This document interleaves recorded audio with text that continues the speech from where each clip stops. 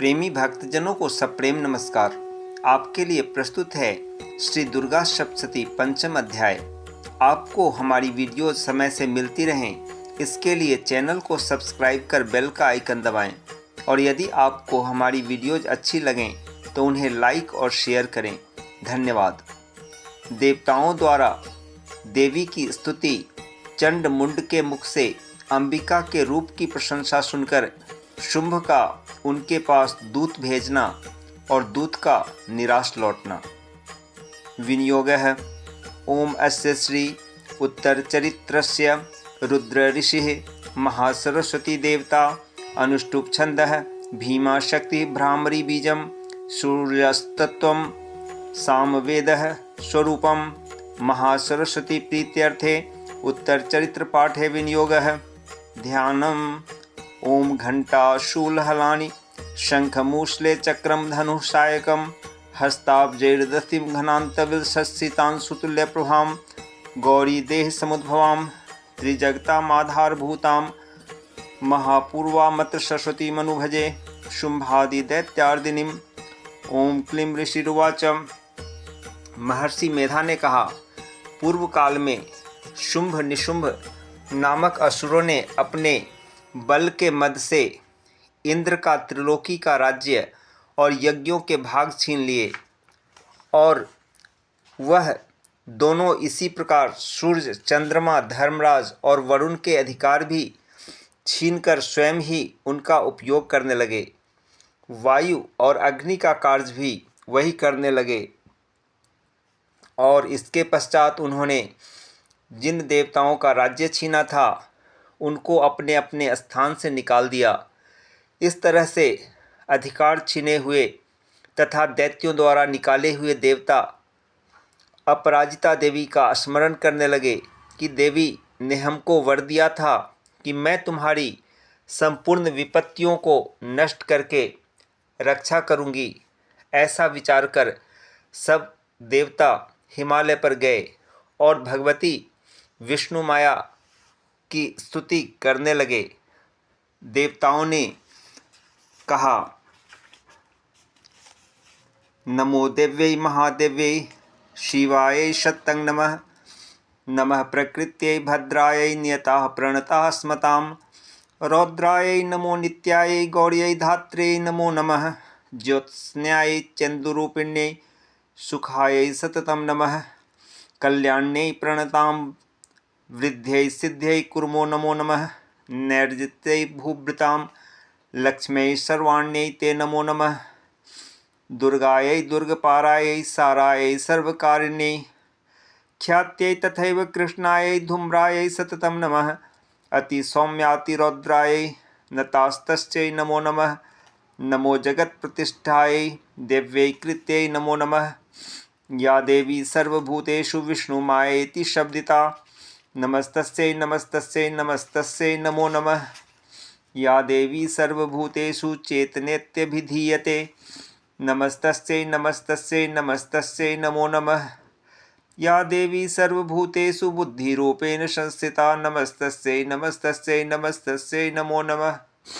या देवी सर्वभूतेषु निद्रारूपेण संस्थिता नमस्तस्यै नमस्तस्यै नमस्तस्यै नमो नमः। या देवी सर्वभूतेषु क्षुधारूपेण संस्थिता नमस्तस्यै नमस्तस्यै नमस्तस्यै नमो नमः। या देवी सर्वभूतेषु छायारूपेण संस्थिता नमस्तस्यै नमस्तस्यै नमस्तस्यै नमो नमः। या देवी सर्वभूतेषु शक्तिरूपेण संस्थिता नमस्तस्यै नमस्तस्यै नमस्तस्यै नमो नमः। या देवी सर्वभूतेषु तृष्णारूपेण संस्थिता नमस्तस्यै नमस्तस्यै नमस्तस्यै नमो नमः।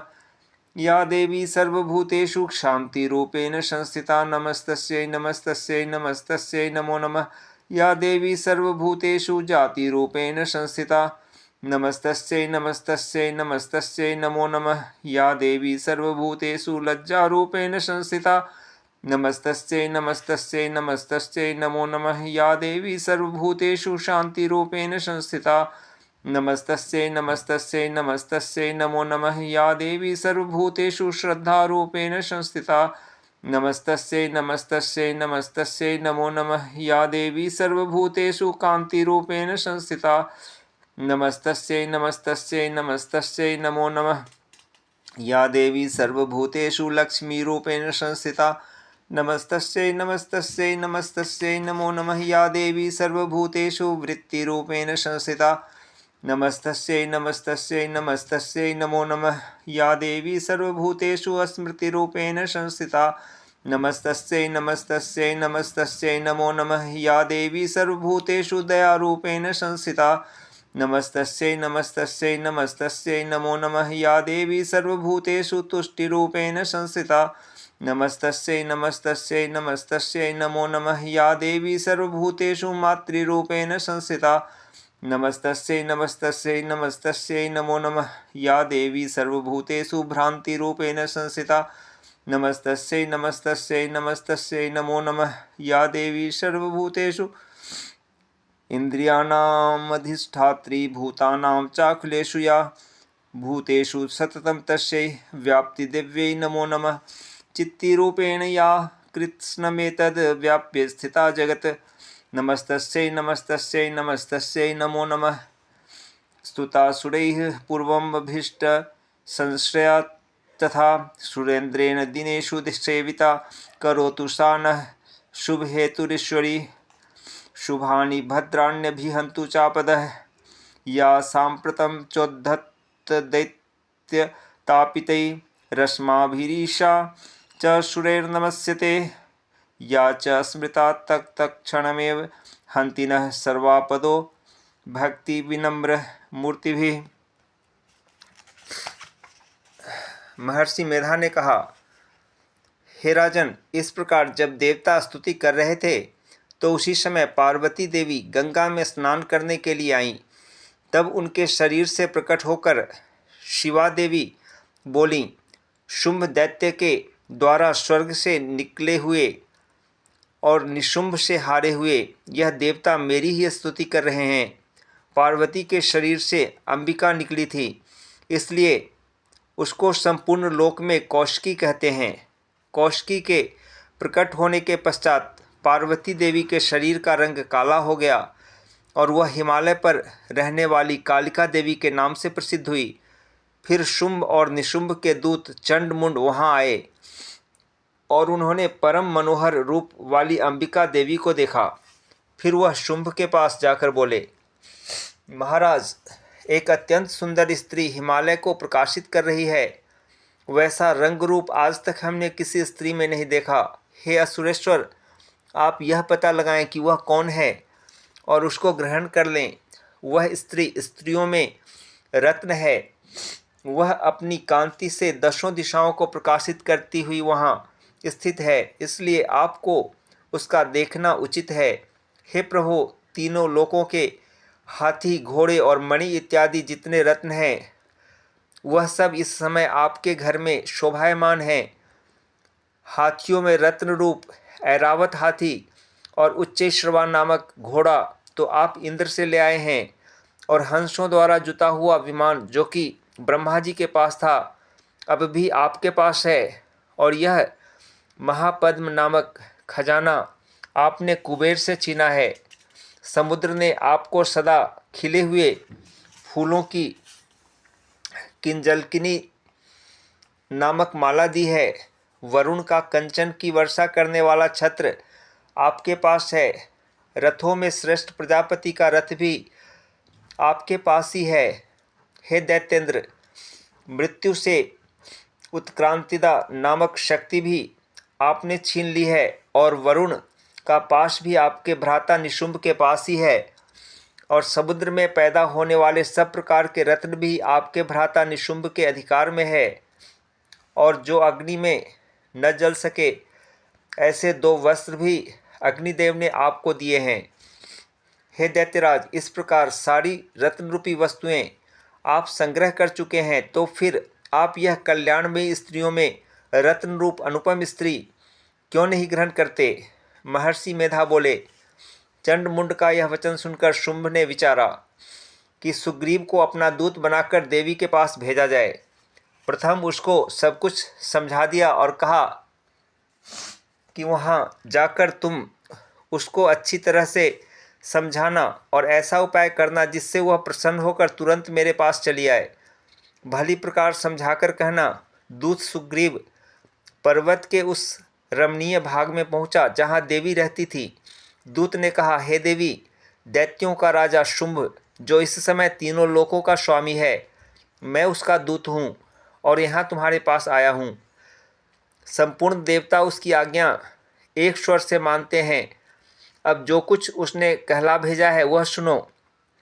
उसने कहा है, इस समय संपूर्ण त्रिलोकी में मेरे वश में है और संपूर्ण यज्ञों के भाग को पृथक पृथक मैं ही लेता हूँ, और तीनों लोकों में जितने श्रेष्ठ रत्न हैं वह सब मेरे पास हैं।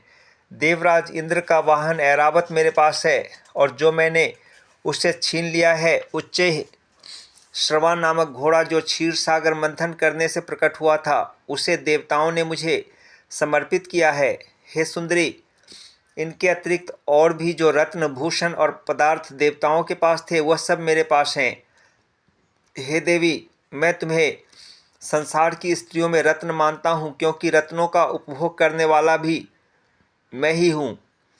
हे चंचल कटाक्षों वाली सुंदरी, अब यह मैं तुझ पर छोड़ता हूँ कि तू मेरे या मेरे भाई महापराक्रमी निशुंभ की सेवा में आ जाए। यदि तू मुझे वरेगी तो तुझे अतुल महान ऐश्वर्य की प्राप्ति होगी। अतः तुम अपनी बुद्धि से यह विचार कर मेरे पास चली आओ। महर्षि मेधा ने कहा। दूत के ऐसा कहने पर संपूर्ण जगत का कल्याण करने वाली भगवती दुर्गा मन ही मन मुस्कुराई और इस प्रकार कहने लगी। देवी ने कहा, हे दूत, तू जो कुछ कह रहा है वह सत्य है और इसमें किंचित मात्र भी झूठ नहीं है। शुंभ इस समय तीनों लोकों का स्वामी है और निशुंभ भी उसी की तरह पराक्रमी है, किंतु इसके संबंध में मैं जो प्रतिज्ञा कर चुकी हूँ उसे मैं कैसे झुठला सकती हूँ। अतः तू मैंने जो प्रतिज्ञा की है उसे सुन। जो मुझे युद्ध में जीत लेगा और मेरे अभिमान को खंडित करेगा तथा बल में मेरे समान होगा, वही मेरा स्वामी होगा। इसलिए शुंभ अथवा महापराक्रमी निशुंभ यहाँ आवे और युद्ध में जीतकर मुझसे विवाह कर ले। इसमें भला देर की क्या आवश्यकता है। दूत ने कहा, हे देवी, तुम अभिमान में भरी हुई हो, मेरे सामने तुम ऐसी बात न करो। इस त्रिलोकी में मुझे तो ऐसा कोई दिखाई नहीं देता जो कि शुंभ और निशुंभ के सामने ठहर सके। हे देवी, जब अन्य देवताओं में से कोई शुंभ व निशुंभ के सामने युद्ध में ठहर नहीं सकता, तो फिर तुम जैसी स्त्री उनके सामने रणभूमि में ठहर सकोगी। जिन शुंभ आदि असुरों के सामने इंद्र आदि देवता नहीं ठहर सके, तो फिर तुम अकेली स्त्री उनके सामने कैसे ठहर सकोगी। अतः तुम मेरा कहना मानकर उनके पास चली जाओ, नहीं तो जब वह तुम्हें केश पकड़कर घसीटते हुए ले जावेंगे तो तुम्हारा गौरव नष्ट हो जाएगा। इसलिए मेरी बात मान लो। देवी ने कहा, जो कुछ तुमने कहा ठीक है। शुंभ और निशुंभ बड़े बलवान हैं, लेकिन मैं क्या कर सकती हूँ, क्योंकि मैं बिना विचारे प्रतिज्ञा कर चुकी हूँ। इसलिए तुम जाओ और मैंने जो कुछ कहा है वह सब आदरपूर्वक असुरेंद्र से कह दो। इसके पश्चात जो वह उचित समझें करें। ओम तत्सत, ओम तत्सत, ओम तत्सत।